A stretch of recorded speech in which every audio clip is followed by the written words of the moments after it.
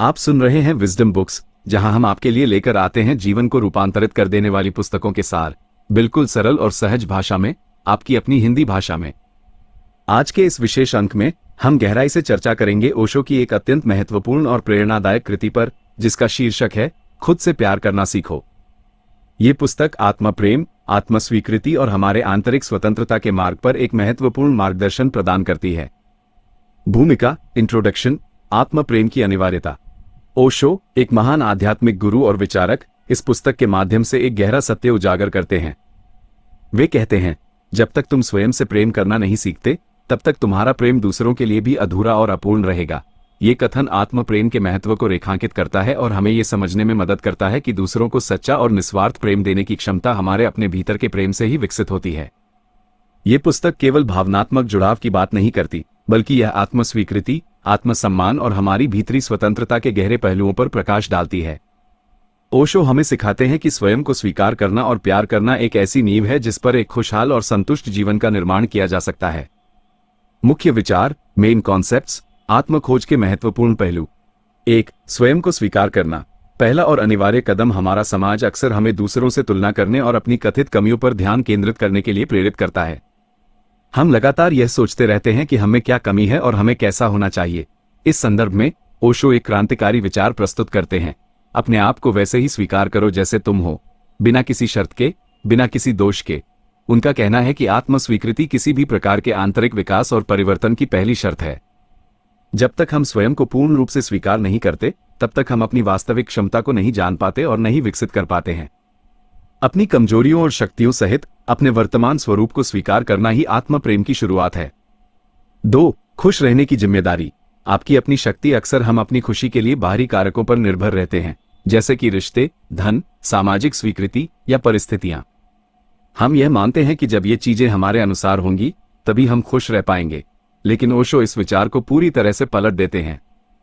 वे कहते हैं, जिस दिन तुमने अपनी खुशी की जिम्मेदारी स्वयं ले ली, उसी दिन तुम वास्तव में स्वतंत्र हो गए।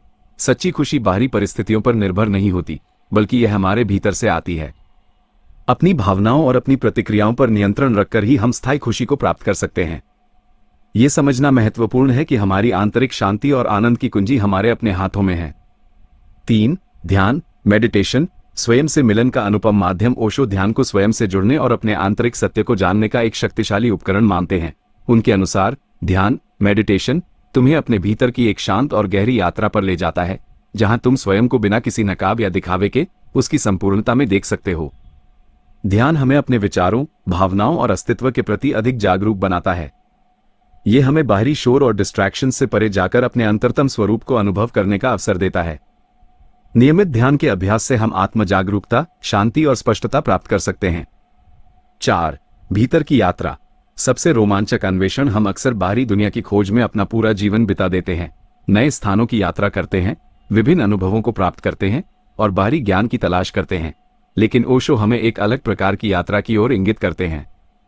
वे कहते हैं, अपने भीतर उतरना सबसे बड़ा रोमांच है। बाहरी दुनिया की खोज क्षणिक और सतही हो सकती है, जबकि अपने आंतरिक जगत की खोज हमें स्थायी ज्ञान, शांति और आनंद प्रदान करती है।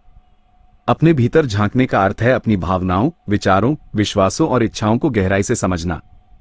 यह आत्मा अन्वेषण हमें अपनी वास्तविक पहचान और जीवन के उद्देश्य को खोजने में मदद करता है।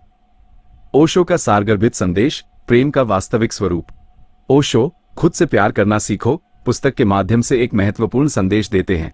जब तुम स्वयं से प्रेम करते हो, तब तुम्हारा अस्तित्व पूर्ण रूप से खिलता है। और जब तुम पूर्ण रूप से खिलते हो, तभी तुम दूसरों को भी सच में प्रेम दे सकते हो, बिना किसी अपेक्षा के, बिना किसी स्वार्थ के। उनका मानना है कि आत्म प्रेम एक स्वाभाविक और आवश्यक प्रक्रिया है जो हमें दूसरों के साथ स्वस्थ और प्रेमपूर्ण संबंध बनाने में सक्षम बनाती है। जब हम स्वयं को स्वीकार करते हैं और प्यार करते हैं, तो हम दूसरों को भी उनकी कमियों और खूबियों के साथ स्वीकार करने और प्यार करने में सक्षम होते हैं। उपसंहार, कंक्लूजन, आत्मज्ञान की ओर एक महत्वपूर्ण कदम। संक्षेप में, ओशो की यह अद्भुत पुस्तक न केवल आपको स्वयं से प्रेम करने की कला सिखाती है, बल्कि यह आपको भीतर की सच्ची आजादी और आत्मज्ञान की ओर एक गहरा और महत्वपूर्ण कदम उठाने के लिए प्रेरित करती है। यह हमें याद दिलाती है कि सच्ची खुशी और संतोष हमारे भीतर ही मौजूद है, और इसे प्राप्त करने का मार्ग आत्म स्वीकृति और आत्म प्रेम से होकर गुजरता है। यदि आपको विजडम बुक्स द्वारा प्रस्तुत यह सारांश पसंद आया हो, तो कृपया हमारे चैनल को सब्सक्राइब करें इस वीडियो को लाइक करें और कमेंट में हमें बताएं कि आप अगली बार किस प्रेरणादायक पुस्तक का सारांश सुनना चाहेंगे। आपका साथ और समर्थन ही हमारी सबसे बड़ी प्रेरणा है। धन्यवाद।